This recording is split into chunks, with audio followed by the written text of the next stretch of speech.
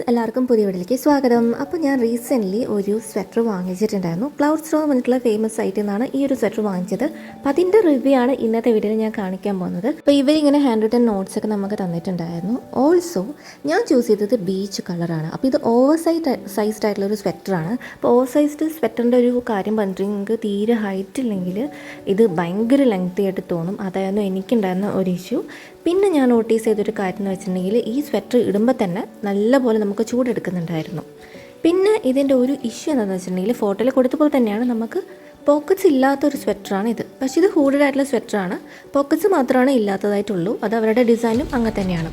അപ്പോൾ നമ്മളിതിൻ്റെ ഡിസൈൻ നോക്കുവാണെങ്കിൽ നിറ്റഡ് ആയിട്ടുള്ള ഒരു ഡിസൈനാണ് വരുന്നത്. ഇവർ പറഞ്ഞത് ഇതിൻ്റെ മെറ്റീരിയൽ അക്രിലിക് മെറ്റീരിയൽ എന്നാണ്. പക്ഷേ എനിക്ക് ഈ മെറ്റീരിയൽ ഇട്ടപ്പോൾ എനിക്ക് ഫീൽ ചെയ്തത് ചാക്കുനൂൽ മിക്സ് ആയിട്ടുള്ളൊരു മെറ്റീരിയൽ യൂസ് ചെയ്തതായിട്ടാണ്. പിന്നെ അതിൻ്റെ ഒരു സ്മെല്ലും ഇതിനകത്ത് ഉണ്ടായിരുന്നു.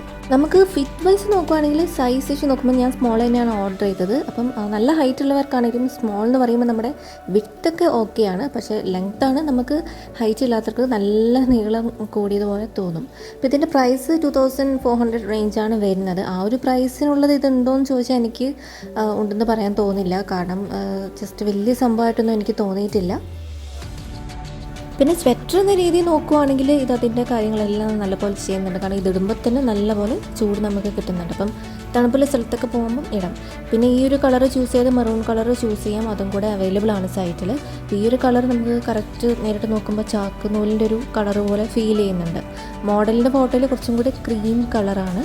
പക്ഷെ നമുക്ക് നേരിട്ട് കുറച്ച് ചാക്കുനൂല് സെയിം കളറും ആ ഒരു സ്മെല്ലും ഫീലൊക്കെയാണ് വരുന്നത്.